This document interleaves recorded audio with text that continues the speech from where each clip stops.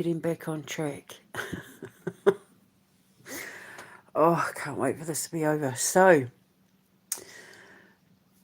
you know how yesterday I was talking about watching Shaun the Sheep, and I'm trying to work on my kids' TV show lineup. I was also talking about how, in regards to my foundation, I always keep talking about the town, going into town, where all the shops and stuff are going to be, going into town. I'm just going into town, but meaning the town of the foundation. And when I originally wrote Lucian's Dragon, which was originally Andre's Dragon, I called it Old Yorktown. But then I changed it because that's what my ex called it. Because he's in New York and I live in Old York, so he called it Old Yorktown. Call it Old Yorktown, he said, because it was originally supposed to be a story written for him. But then all hell broke loose and I had to change it, and now it's Lucian's Dragon, right? So then I called it a Boricon. In the book, I called it a Boricon, which is the ancient name for York. But I don't want to take that with me in my new life, tearing it all down and starting again. I don't want to take my past with me. So I've been strategically just tearing my past down and everything I've created, other than inspirations and that, and rebuilding it. And I realised today it was staring me in the face. So my town is going to be called Faeatown. I was going to say Faeatown, but if I don't build this in the UK, which I'm hoping I don't, people will be like, Faeatown? What's Faeatown? Is it fire cartoon? But Faeatown, welcome to Faeatown, my kids' TV show, Faeatown. Welcome to Faeatown. It's stop motion, so it's got nothing to do with cartoons. And it's all based on the fact that I love stop motion. I am a huge fan of Aardman animation. I'm a huge fan of like Tim Burton, and that my tattoo on the back of my neck was originally Tim Burton inspired, but I'm changing all that as well. I am so glad I never I'm glad I didn't have the money to finish my tattoo the way I originally wanted it, because I want it all changed now. So when I've got the money, I'll get it all done to how I want it this time around. But I've loved stop motion ever since I was a little girl because of Morph. And if you're not Gen X and from the Commonwealth, you're probably not going to know who Morph is, with Tony Hart in that. Remember, dee dee dee dee dee dee dee dee dee dee dee do do do do do do. Remember? So yeah, when Morph came out, it absolutely blew our minds. We'd never seen anything like Morph before. And so I've loved stop motion ever since. And when I became a mum, if you look on the thumbnail, I know it's not very clear, but I've put a link to the TV series in the description box. When I became a mum, my boy Thomas loved the Rubber Dubbers, and he loves stop motion as well. And they grew up with Creature Comforts. They grew up with Shaun the Sheep. Original Bob the Builder used to be stop motion. Original Postman Pat and Special Delivery Service were stop motion, sorry, and original Fireman Sam and that were stop motion. And Thomas the Tank Engine, and my youngest Gabriel loved Thomas and Flens. Thomas Flens, he used to call it. And they were all stop motion. And I've got a couple of movies that are going to be stop motion, like the Harvest Moon Goes Hunting. My short Halloween film is going to be stop motion, and yeah, so I can like well over a year and a half ago, maybe 2 years ago, I came up with an idea for a kids' TV show that I'm not going to go into, but I wasn't sure how I was going to do it. And I've been sitting on it for a while. And now it's come to fruition. Now I know what I want to do. See, as soon as I became a mum, I'm one of these mums that my babies are put into a routine the second they're born. And Thomas had this routine where we would get up about 6:30 every morning, between 6:30 and 7 every morning, because my babies sleep through the night. My babies always sleep through the night, because of the fact that I demand feed, meaning that if my babies were hungry, I fed them. I ignored everything that I was ever told. Mothers need to ignore what they're being told when it comes to feeding their babies. If your baby's hungry, feed your baby. It's cruel to leave a baby to go hungry if they're hungry, even if they only have like 10, 15, 20 meals. If it means they're going to have a comfortable sleep through the night and you get to have a good sleep, demand feed. If your baby's hungry, feed them. And my babies were 10 plus pounders. Thomas was premature, but he was 10 pounds one premature. Gabriel was born on time pretty much, and he was 10 pounds six. And my baby slept through the night because I demand fed, but they had this routine where when they wake up, I'd change them. Thomas, they were both having solids at 2 weeks. I was giving them baby porridge and baby food from 2 weeks because the bottle was not enough for them. If you have a big baby over like, sort of 8.5, 9 pounds, a normal bottle, a normal breast milk is not going to be enough for them. I don't care what anyone says. I've got a early childhood development certificate that I got with Plunkett. And in New Zealand, Plunkett is the organisation that as soon as you're pregnant, right up until that child hits 5, Plunkett take care of everything. The doctors only get involved if there's a medical emergency with mum and baba. But Plunkett take care of everything. I don't know if it's still that way now, but when I was training, you had your midwives, and it was the midwives that delivered the babies. And like I said, doctors only got involved if there was medical emergencies. The midwives take care of everything with the mum and babs, including like car seats and high chairs and all that sort of thing. And being Indigenous as well, we know how to raise babies because we raised the entire world. We created the entire world based on what we knew how to raise, what we knew about raising babies. So Thomas and I would get up every morning. He would have his baby porridge, and then he would have his bottle while he was watching Rubber Dubbers. Here come the rubber dubbers, splish, splash, splish, splosh. And it's set. Timmy time, all of that. It's set in him his love of stop motion. So I love stop motion as well. And, Leica Studios and all that, and box trolls, and I just adore it. I absolutely adore that sort of thing. It fascinates me. And Wallace and Gromit. So I've been sitting here thinking, okay, so I've got this, I'm sitting on this kids show that's going to be kids are going to love it. It's going to be so cool. If I can find the right voice actors for it, I think it's going to end up, like Chuggington and Thomas the Tank Engine and all that. Kids are going to absolutely love it. And I'm going to make it stop motion. And I figured out a way to make it stop motion where, because I think I've figured out how Aardman are able to do Shaun the Sheep and Timmy Time and that without it costing a lot of time and money. And so that's what we're going to do. And I'm going to call it Faeatown, the place where they live. And at my foundation, we're going to call it Faeatown. Because I just call it FIRE, the Foundation Arts and Entertainment Academy. I just call it FIRE,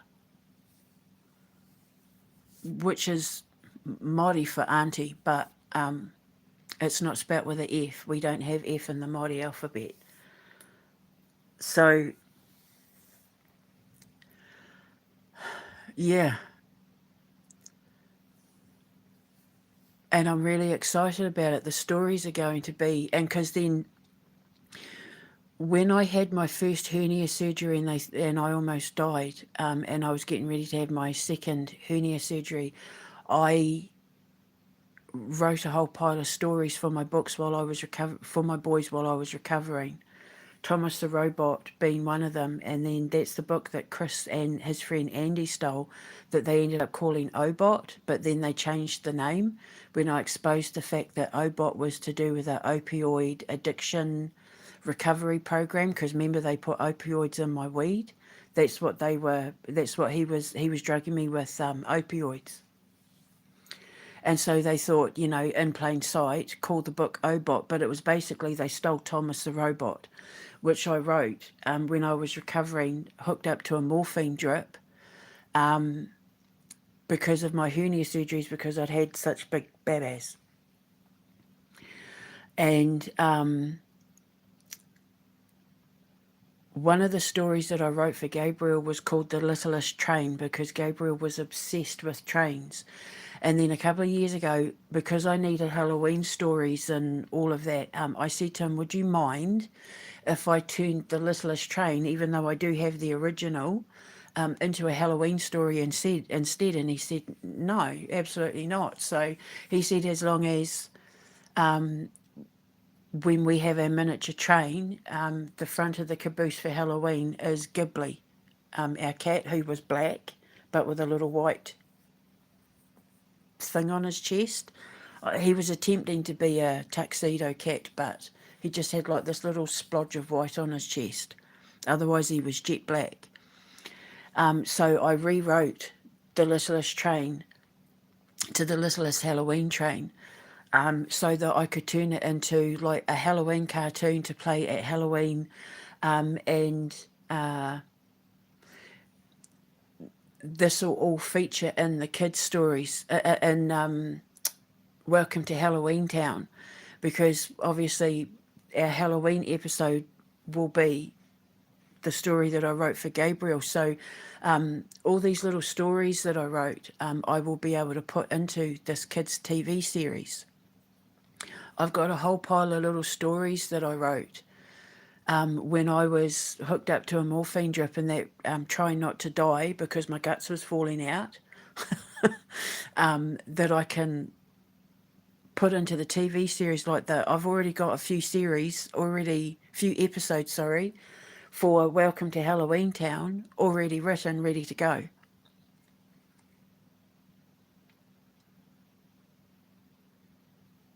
I'm just sitting here thinking about, I'd prop him up on the couch, I'd turn the telly on, he'd be waiting to have his banana porridge. See, people will be jumping up and down. Oh my God, newborn baby solids. Their father was eating solids. He had a roast dinner at 12 weeks. And when you have big babies, milk isn't enough. And I'm not going to let a baby go hungry just because a nurse says feed them every 4 to 6 hours sort of thing. Like I'm not, or it's 2 to 4 hours. I'm not going to let a baby suffer like that because a nurse says follow a schedule. Babies don't run on schedules. And so they were having baby rice and baby porridge that I was buying from the store. But then I started making my own baby food, which I will also be selling at my store. I've got a video where I talk about my baby food. My boys, all their meals were made from scratch. I cook everything from scratch. All their food that they ate that came out of my kitchen was from scratch. And that's why they're big, giant, healthy young men today, because I fed them good, wholesome, organic, healthy, clean food from the minute they were born, because I listened to my boys. And as a result, they'd have their last bottle at 10 o'clock at night, You know, I'd put them down. Well, yeah, I would sort of, my babies weren't really ones who slept during the day, and I didn't force them to have naps. If they wanted a nap, they'd have a nap. They preferred to have naps on the couch and that rather than be put in their cots. So I would just let them sleep on me, but they weren't really ones to nap during the day. So I would listen to their routine and what they were telling me. So I would give them a bottle sort of anywhere between about 7 and 10 at night, and then that would be then till 7 in the morning. Sort of 6:37 in the morning. It means that I got a good night's sleep. Every now and then, if they went to bed earlier, if they were in bed by sort of 7, 8 o'clock, I would get up around 1ish and just pop a bottle in their mouth, and they'd drink the bottle while they were asleep, but they weren't disturbed. And then they'd get like a full night's sleep, and I'd have a full night's sleep. And as a result, raising them was so easy. And then I just bought all the fruits and vegetables and tweaked some recipes in that, and I would make up like a week's worth of meals for them and just pop them in the freezer. And that's what I'm going to turn into my baby food. And my baby food, when I sell them in the little jars and packets and that, they can also be used for palliative care and people with sensitive diets. I know there's a lot of people with like cerebral palsy who have trouble eating solids, depending on how severe the case is. They'll be able to eat my food, they'll be able to have like roast dinners and all that sort of thing, spaghetti bolognese and all of that without the sugars and the salts and all the unhealthy stuff that, you know, could hurt them if they have too much, like mess with their blood pressure and stuff. That's going to be organic and clean and healthy and affordable. And I'll sell my baby food / palliative care food in my store, and that's because of me being a mum. So I was huge pregnant because I have a healthy uterus, and the size of the baby is dependent on the health of the mother's uterus. It has nothing to do with the genetics of the father. Even though Chris was a big baby, I wasn't, but the size of the baby is all dependent on the health of the uterus, and it's one of the reasons why I'm keeping myself fit and healthy, because I'm in my 50s and I want to have another baby. I've always known that I had another baby in me, but my ex didn't want another baby. He didn't even want the first two, and he said that right in front of them. But I always knew I had another baby in me, and I was supposed to have a hysterectomy, and 6 weeks before my hysterectomy, because I was bleeding so profusely,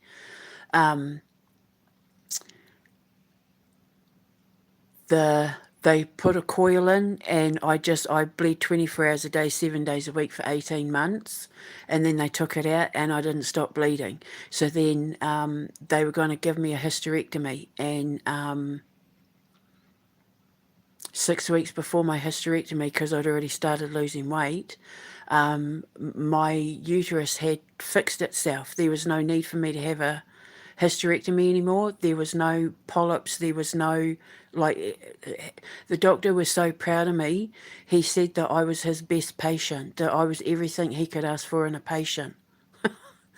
He saw me walking down the corridor waiting for my appointment. He said he did a double take because he couldn't believe how much I'd changed, because in that 6 or 7 months with my dramatic weight loss and that, he was like, wow, he's like, oh my God. I couldn't even believe he remembered me. But so I didn't need the operation anymore.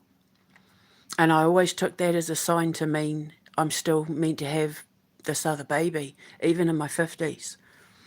So so you can have 7 kids to 7 different men, and the size of the baby is dependent on how healthy the mother's uterus is at the time she conceives. And I have big babas. So I need to, when I spoke to the doctor, the last doctor I spoke to about having a baby, he said if I keep my weight down, I shouldn't, because I'm at such a high risk of having another hernia. He said if I keep my weight down and get myself as trim as possible, if I get pregnant again, then I'm only carrying the baby weight. And he said because my body is already used to carrying excess weight, it's better that I'm only carrying the baby weight instead of the baby weight and my own. So that's why I've been working my ass off to make sure that, I get as trim as possible, because I really truly believe with all my heart that I've got another baby ready to conceive. Like I've known that for, well, since I got pregnant with Thomas. I've always felt I was going to have, I really thought Gabriel was a girl, because I've always known that I had a girl in me. And I'll tell you why, is because when my dad died, I had a dream about her. And she said, can you hurry? She yelled at me. She said, can you hurry up and do what you've got to do, because I want to be born, please. And then, of course, I had two boys. And even my teacher said that I was going to have two boys and a girl. And it was my daughter that she said was going to have. She said, raise your boys to walk behind you. Don't ever walk with your children in public. And if you're going to walk, if you're going to push the pushchair, make sure it's pushed by security. Because she said by the time people know who you are, they're going to want a piece of you and your children. And she said not to hurt them, but because you're going to be seen as being blessed, like special, like a divine bloodline. Because we were going to be instrumental in fighting this holy war that she said was coming in regards to this ancient prophecy. By the time the world knew my name, she said that people would, she said when you're out in public, when you're around crowds, I'd be protected like a bullet, because she said people will want to reach out and touch me and have a piece of me. She said they'll rip at your clothes, they'll rip at your hair. So she said you need to be safe, but she said they'll come after your kids as well, not to hurt them, but because they'll be considered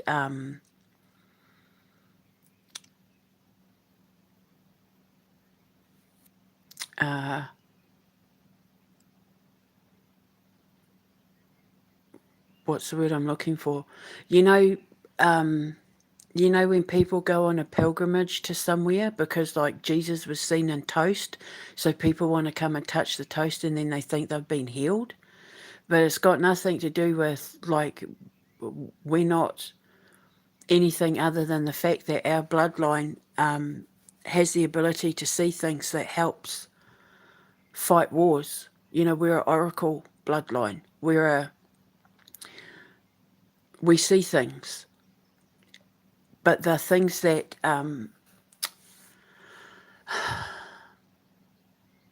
we're code breakers, basically. We're code breakers who can see through the veil of time.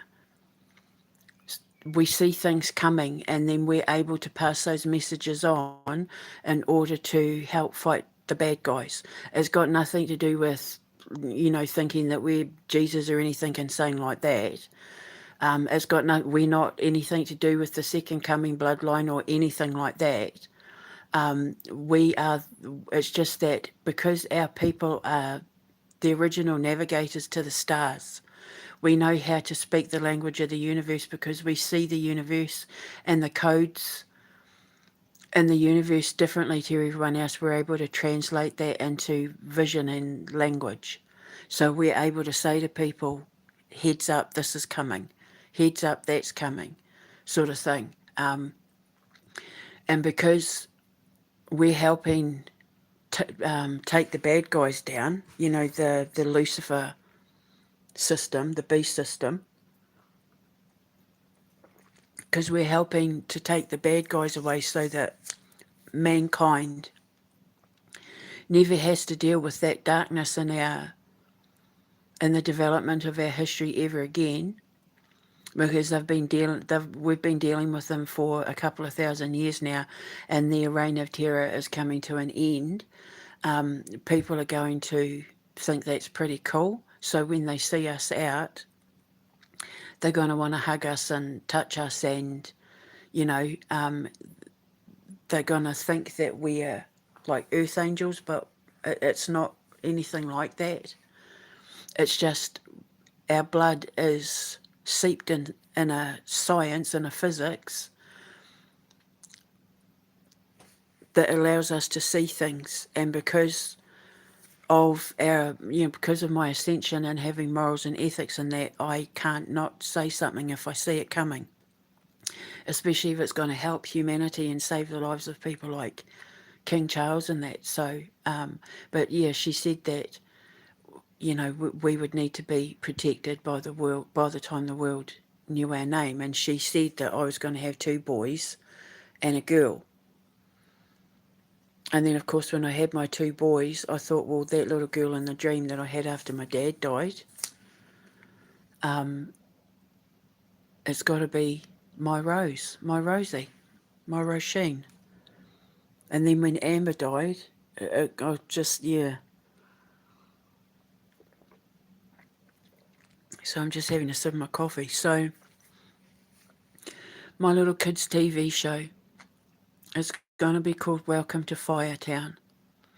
And it's going to be stop motion, and it's along the lines of, all the stop motions, Thomas the Tank Engine, Bob the Builder, Fireman Sam, Timmy Time, Shaun the Sheep.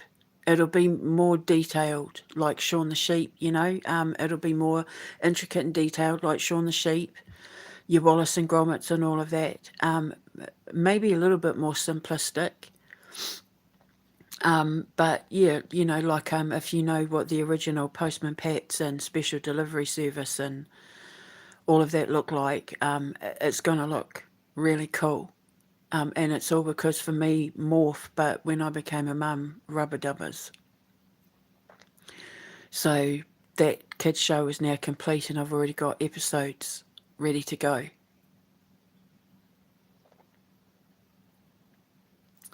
And it's different. Nothing's been done like it before. Because, like I keep saying, if I'm going to be in the competitive field of arts and entertainment and food and, you know,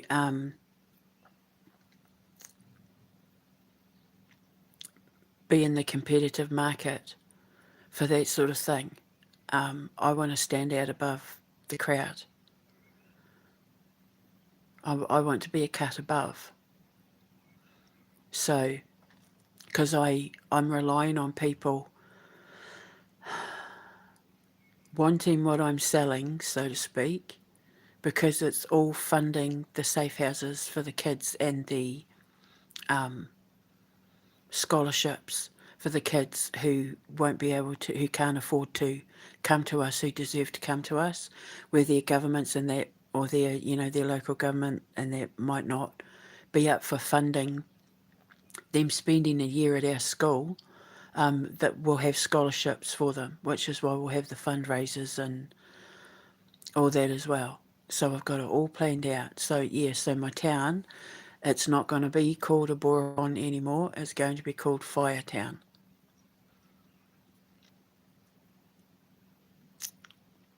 So torn it all down, started rebuilding it all over again.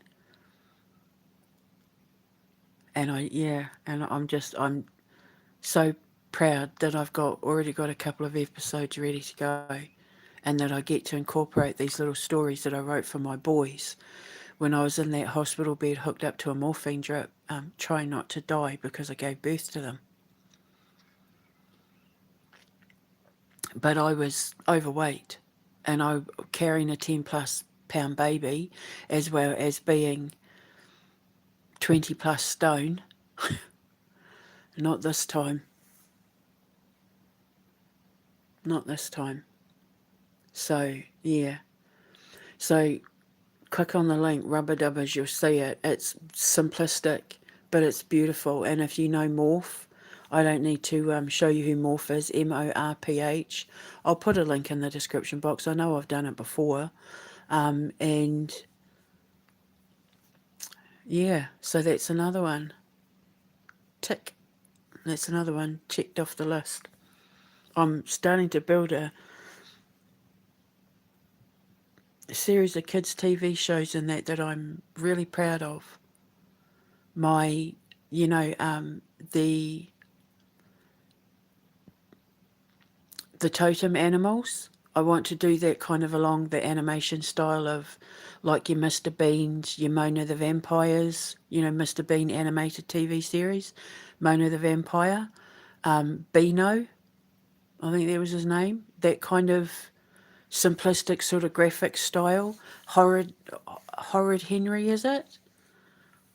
That sort of look for my totem animal. I want to give the kids a visual feast because children get bored very easy.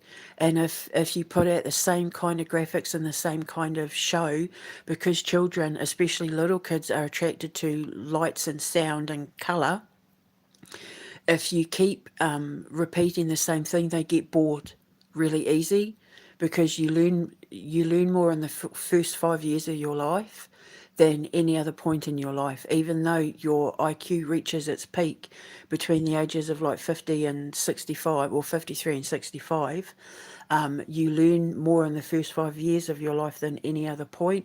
And the first thing that babies are attracted to is movement, lights, sound, and colour. It's actually colours that start to help the baby get their eyes focused. And so, if you keep giving them the same thing over and over and over and over and over and over and over again, they get bored of it because it's like they've taken everything from it that their brain can handle, and now they're looking for more stimulation. So my kids shows, we mix it up. I'm mixing it up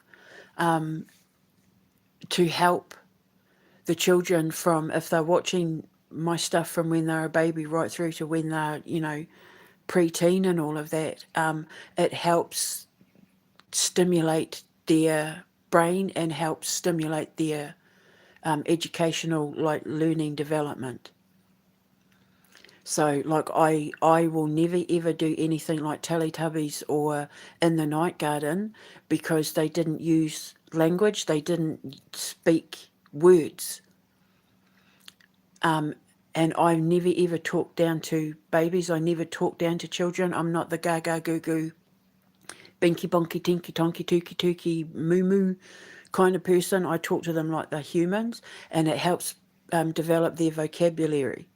And my boys, as soon as they could talk, have exceptional vocabularies. Gabriel, especially, you could have full blown conversations with him by the time he was one. So I know what I'm doing when it comes to educating and raising babies. It's the one thing I'm good at. Regardless of what Chris and that tried to say, when it comes to babies, having babies, raising babies, the way you educate children and that, my children are smart for a reason. And my nieces and nephews and that, when I got a hold of them, it was exactly the same. So I've got a certificate in it, to the point where when I was offered the training, they were so impressed with what I did, they offered for me to take part in a trial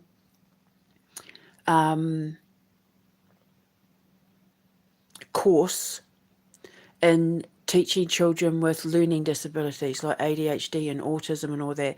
And then they were so impressed with how I managed my training, I was given my own little class, and I was only a teacher's assistant.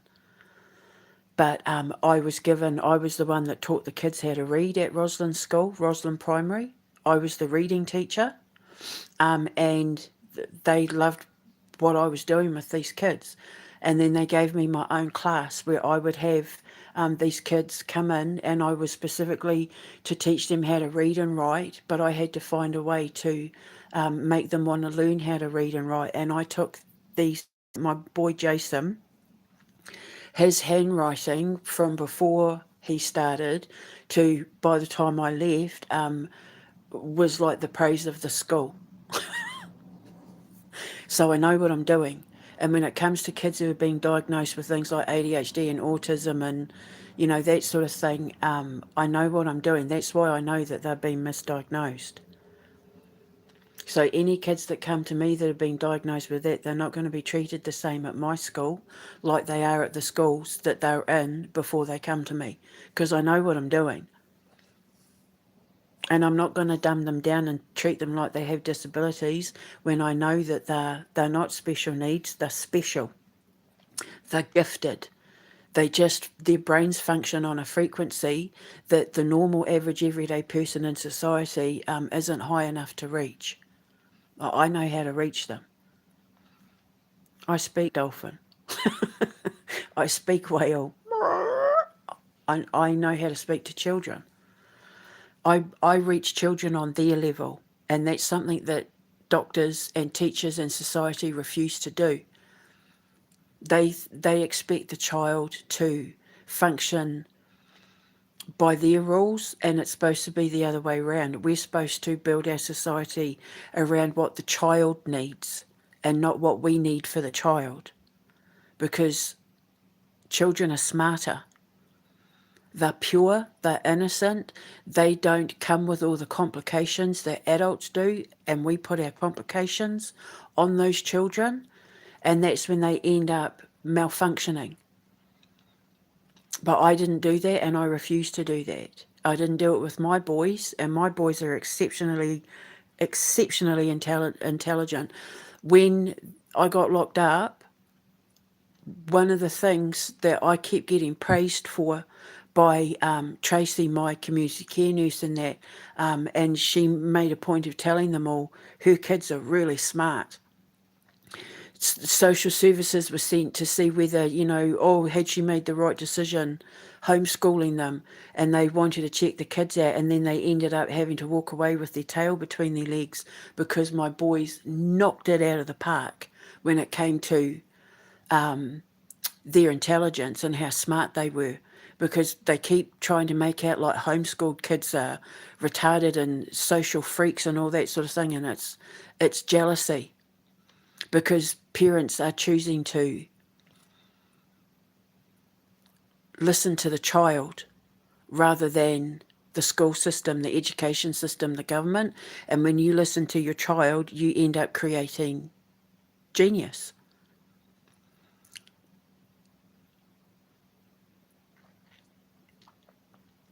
So, and that's what I'm going to be doing. When parents turn on my kids' TV shows, I'm going to be helping create geniuses. I'm going to be helping the parents feed their children the kind of nourishment that their brain needs.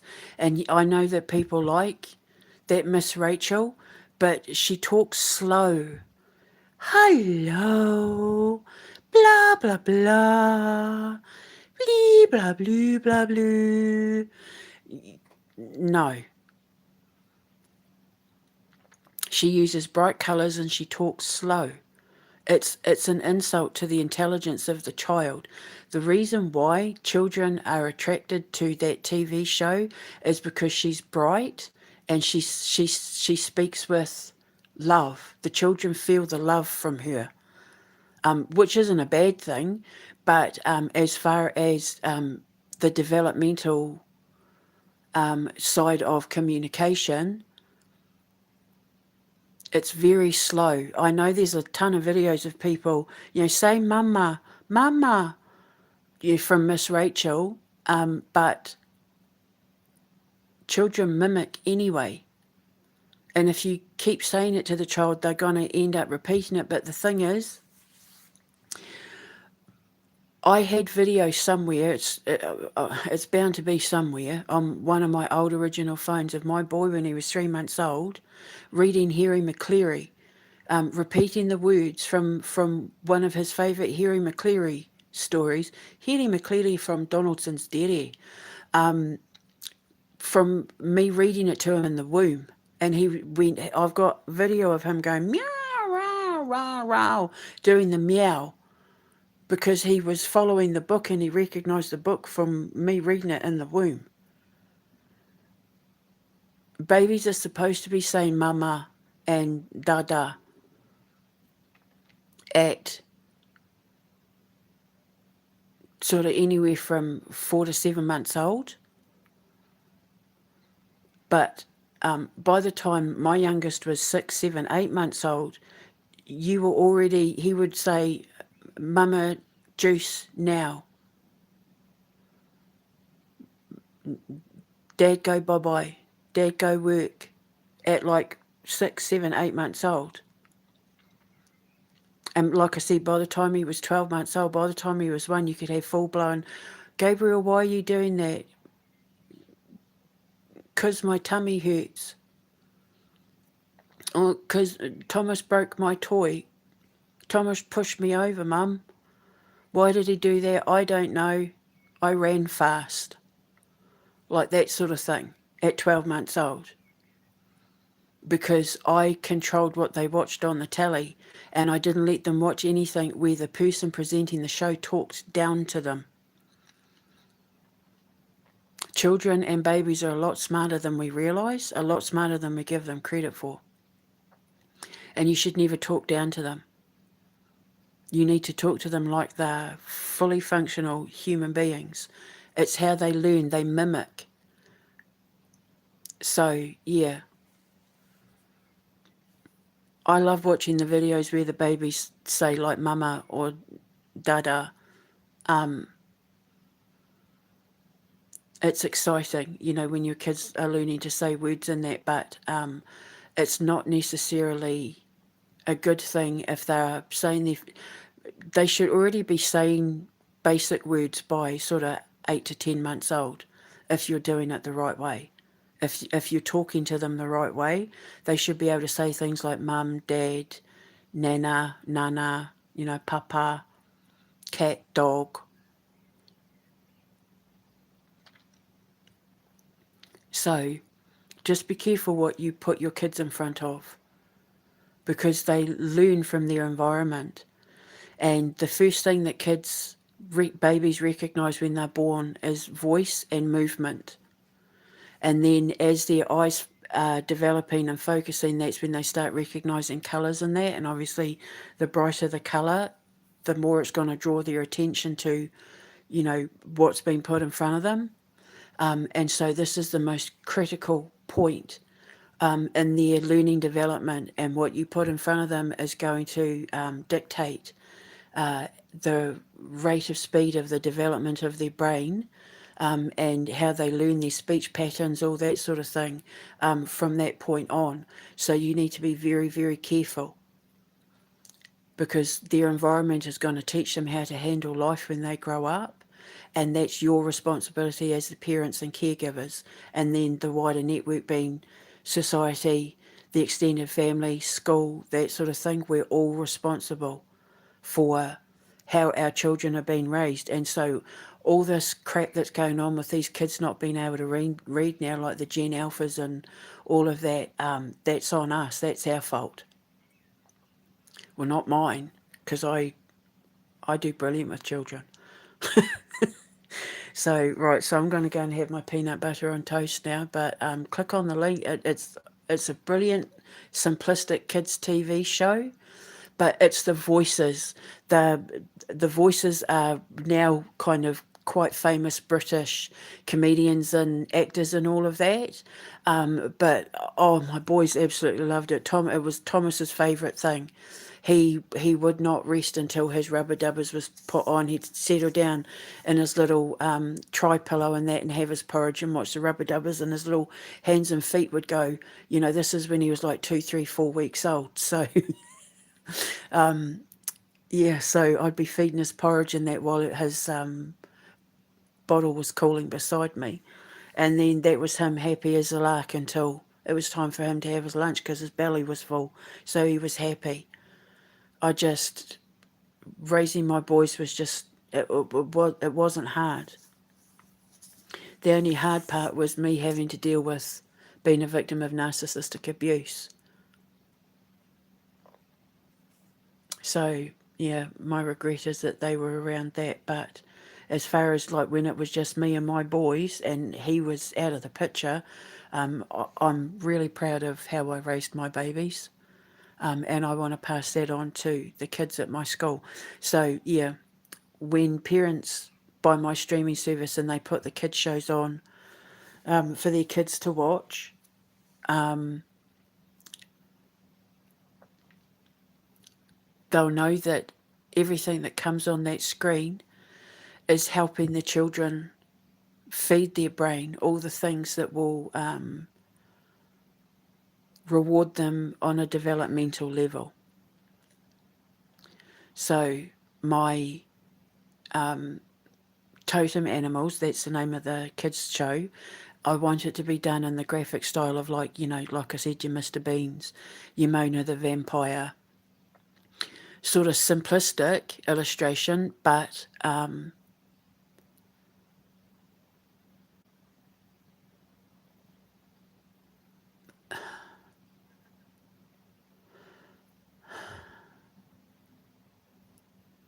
what's the word I'm looking for? Simplistic in illustration, but the stories and South Sea Mr. Bean was very, very popular here with kids. And, you know, obviously if they're watching the totem animals, they're going to be a little bit older. Horrid Henry and that, they were shows that were very popular here. Simplistic, but it also